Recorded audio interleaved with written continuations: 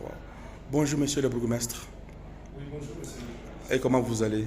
Ça va bien, merci. En tout cas, merci en tout cas de nous recevoir dans votre salon où vous accueillez certainement d'autres médias. MC News TV se trouve en tout cas dans l'honneur de vous recevoir en tout cas dans votre salon. Est-ce que je pourrais en tout cas vous demander votre honneur de nous présenter votre nom et c'est la première fois qu'un citoyen demande à une autorité de se présenter, je vous demande. Voilà, merci beaucoup. Je m'appelle Jean-Pierre Messines Moukandikire. Je suis le bourgmestre de la commune de Kadoudou. C'est la commune où nous nous retrouvons maintenant. Et là, c'est depuis le 11 juin de cette année qu'on a été installé dans ce bureau.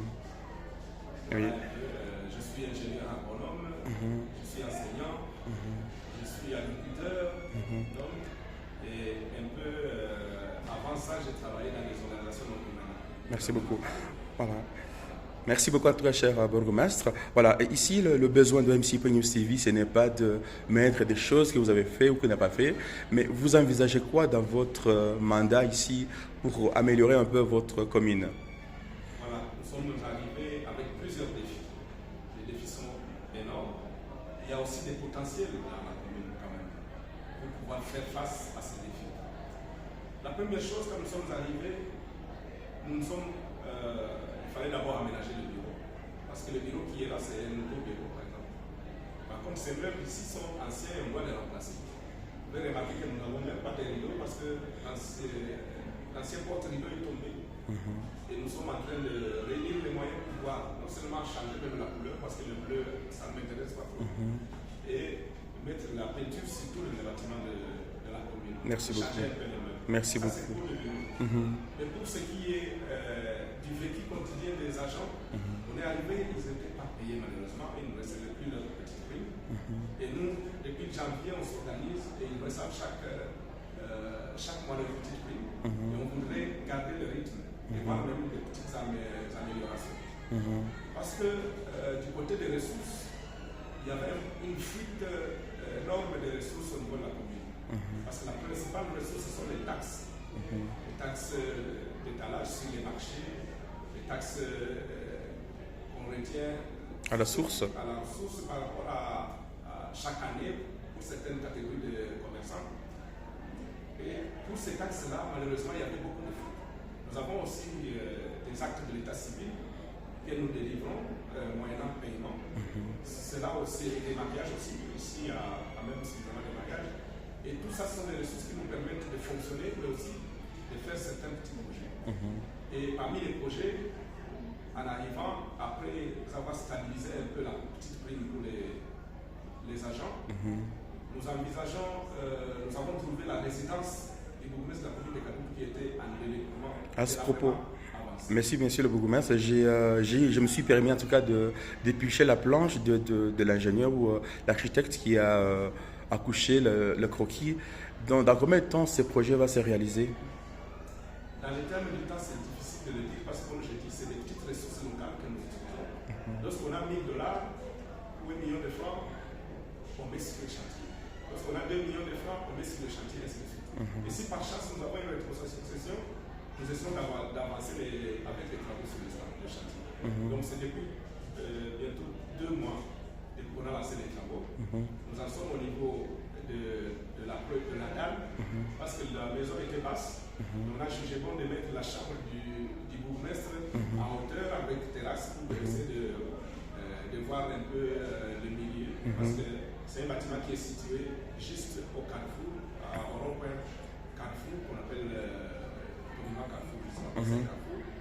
Et ça nous permettra au bourgmestre en fait de voir ses administrés pendant qu'il sera en Europe.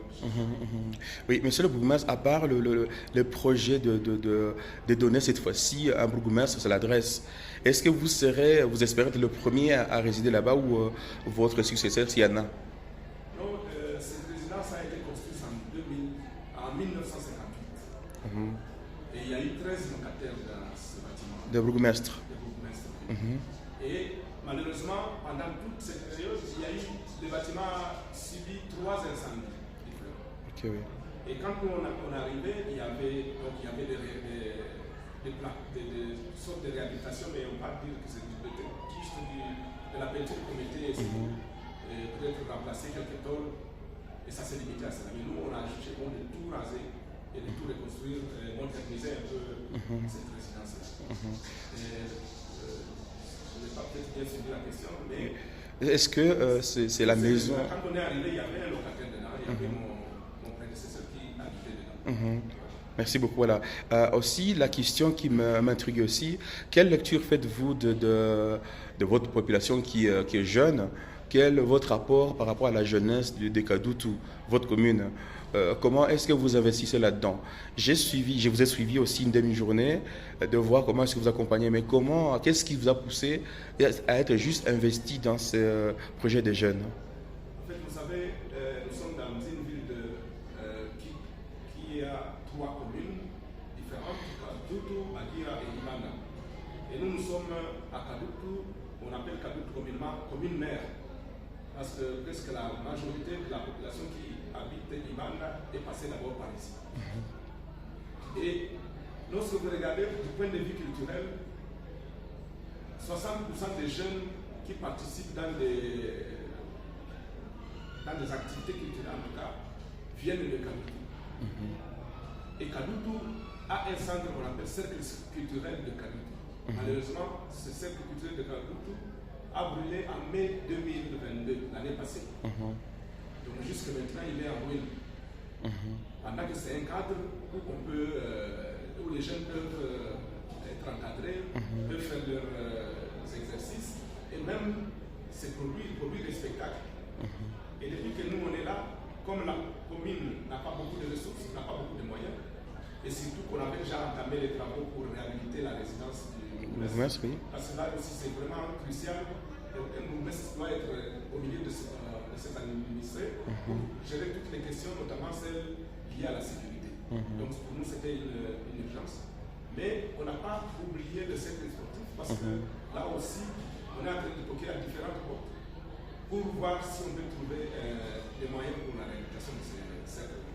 Et il y a quelques espoirs parce que hier j'étais à la Monisco, ils nous ont promis que le projet pouvait être financé au moins pour une réhabilitation partielle avec 50 000 $. Donc on continue à voir avec les plaidoyers pour voir si on peut avoir plus pour la réhabilitation et l'accompagnement de ces jeunes. Merci beaucoup. Comme vous venez de le dire, on a été tous ensemble sur le terrain et vous avez vu l'intérêt pour nous de réhabiliter rapidement ces jeunes.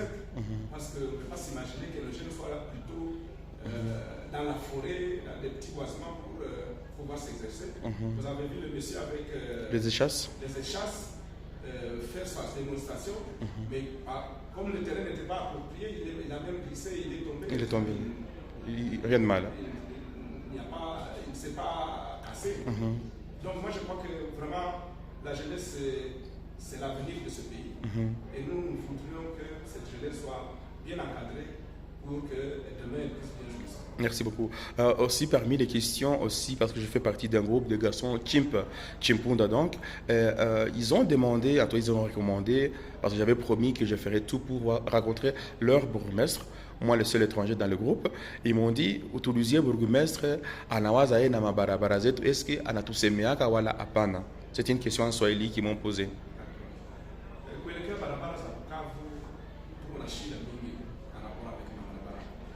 Donc le plaidoyer à Mabaraba, c'est si les failles kupitia gouverneur de province. Le gouverneur de province, il faut saisir les questions à Mabaraba. Et je dois dire que oui, ville de il y a à peu près 5 projets à Mabaraba. Mukadoutou, Mabaraba kutoka déjà pour lycée Wima, kupanda kupita ku Kasani, inapita Carrefour, kupanda mpaka Chimbunda iko prévu par ville Mabaraba.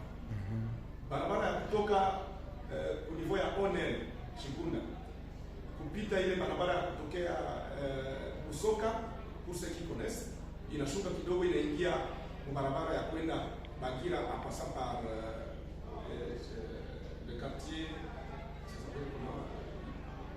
Kasha, en passant par Kasha mpaka commune ya Bagira, ile ndio iko prévu. L'argent est même déjà débloqué. Certaines indiscrétions est déjà en tout cas, c'est déjà fait un prêt avec les banques, parce que ça, c'est le niveau national qui a sollicité. Et le Barabara dit que ça y est, pour les désengorger, place du 24, Makabouidi, éviter, diminuer un peu les embouteillages qui sont devenus récurrents. Merci beaucoup, Donc, monsieur. ils peuvent être rassurés que Voilà. En tout cas, les garçons type, voilà, le bourgmestre, il vient de promettre, pas promettre, en tout cas dire les informations qu'il a, sachant qu'il ne faut pas le tenir rigueur parce que ça fait seulement peu de temps qu'il est à la tête de cette commune. Nous continuons en tout cas avec les questions qui tournent à MCP News TV. Monsieur le bourgmestre, quelles sont votre vision par rapport à votre commune pour, disons, 10 ans, 5 ans en avance pour vous? moi, 5 ans, 10 ans après, je voudrais voir toutes les routes, c'est que d'abord asphaltées et bien éclairées pour diminuer les accidents. Et là, d'ailleurs, j'en appelle aussi à nos compatriotes qui sont à l'extérieur du pays. Je ne sais pas, $100 vers $. Je sais que dans son team, ils sont organisés dans ce sens, par exemple, on essaie de voir que côté lampadaire, en tout cas la diaspora contribue beaucoup. Donc ça aide à éclairer pour diminuer l'insécurité. Nous avons que l'insécurité c'est quoi ça m'a dit que nous essaie de maîtriser grâce à leur contribution. Y compris aussi B4B. Et voilà, parce que aussi ma communication avec les talkie-walkie, il m'a aidé à ma jeune chef de quartier, ma jeune venir encadrer pour la sécurité. Voilà. Mais pour quand on ne s'intimide pas à Chingunda, ça aide ma quartier sauté. Donc pour moi, mon rêve, c'est de voir tous nos quartiers être en sécurité. Tout le problème est assainissement. Pour assainir ma quartier, c'est pour qu'il soit plus joli et plus vivable. Parce que la population n'est pas mingi, et nous, on ne sait pas pour que ma servitude c'est notre combat. Merci, monsieur le bourgmestre. Une question aussi par rapport au sport des jeunes, mais je vous amène en tout cas dans le terrain de Founo. Monsieur le bourgmestre, je sais que dans votre commune, vous avez reçu un nouveau, je ne vais pas appeler ça bijou, mais un nouveau terrain pour le sport et pour justement encadrer de nouveaux talents de joueurs. Comment est-ce que vous avez accueilli ce projet du sénateur Bati Lukwebo? Avec beaucoup de joie, parce que avant les aménagements qui ont été effectués grâce à l'équipe de Lukwebo qui l'a financé lui-même, les gens jouaient du football sur un sol pierreux, avec tous les dangers possibles. Les pères de montaient ici, on tapait dans la balle, et quand on tape dans un caillou, vous pouvez déjà vous imaginer ce que ça produisait des accidents. Maintenant, on a un terrain, comme vous dites, c'est un terrain, bon, peut-être qu'il ne respecte pas toutes les normes de la FIFA, peut-être, mais au moins, nos jeunes ont un cadre où ils peuvent s'exercer en toute sécurité parce qu'il y a une pelouse naturelle et c'est sécurisé par rapport aux murs extérieurs. Donc, les gens peuvent faire des petits championnats locaux des jeunes pour se former et c'est déjà pour nous grand chose. Merci. Maintenant, nous attendons parce qu'il y a une promesse du sénateur aussi de mettre de la pelouse synthétique ici là. Et j'espère qu'il le fera. Il n'a pas l'habitude de tromper. En tout cas, on attend ça après on fait. Voilà. Monsieur le bourgmestre, c'est une autre question aussi que avant de venir vous voir ici, j'ai quand même visité aussi l'espace qui a été quand même dédié par le sénateur Bati Lukwebo. Je me suis posé la question de savoir comment faire, pourquoi s'est-il attelé à plutôt construire un stade qui est bien, mais avoir oublié le puits d'eau qu'il y a à Founo. Vous savez que la population de Kadoutou est en manque d'eau. Mais comment est-ce que vous comprenez cette question de quand même donner accès à plus de personnes de l'eau à Founo, monsieur le bourgmestre? Oui, à Founo, nous avons une source d'eau, source d'ailleurs qu'utilise en partie la régie des eaux, pour desservir certaines parties des quartiers, notamment Mossala, et une partie, je crois, de Mossala et peut-être... Les maisons Onel, les anciennes maisons Onel. Pas Chingolo, mais plutôt, j'allais dire, en dessous, une partie du marché des Kadoutou. Et une autre partie reste pour la population locale, riveraine.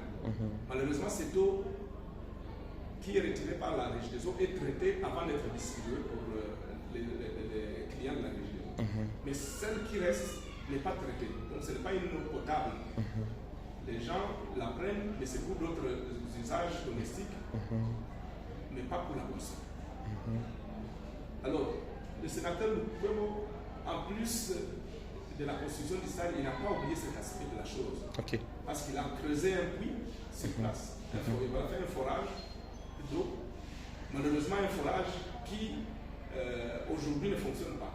Apparemment, ceux qui avaient installé, il y a eu des problèmes techniques. Il ne fonctionne pas. Mais il nous a promis qu'il venait d'acquérir pour son compte, pour la compte de sa fondation, un camion de forage à lui, propre à lui, et qui va revenir pour forer maintenant de manière professionnelle et disponibiliser de l'eau pour la population environnante. Voilà. Merci, monsieur le bourgmestre. Une dernière question, pas une dernière. Beaucoup de gens, vous savez, juste après notre périple au lycée Ouima, je suis resté à l'endroit même quand même pour voir un peu la température. Et malheureusement, des maisons ont pris feu. Je félicite d'abord votre organisation. Je sais que vous n'étiez pas là. Mais comment est-ce que vous avez fait pour qu'on puisse délibérer et envoyer quand même le camion, même s'il y a eu d'accidents? Comment est-ce que vous êtes comporté? Lorsque nous recevons un appel de ce genre, nous essayons de le mobiliser. Avant que nous n'ayons le camion, nous devrions appeler la MONUSCO. Il y a un particulier FOPS qui a aussi un camion. Avant, on appelait la Pharmakina qui avait un camion, mais ils n'en ont plus. Et aujourd'hui, comme on a un camion, tout ce qu'on a fait depuis qu'on l'a, c'était de régler les problèmes techniques qu'il y avait.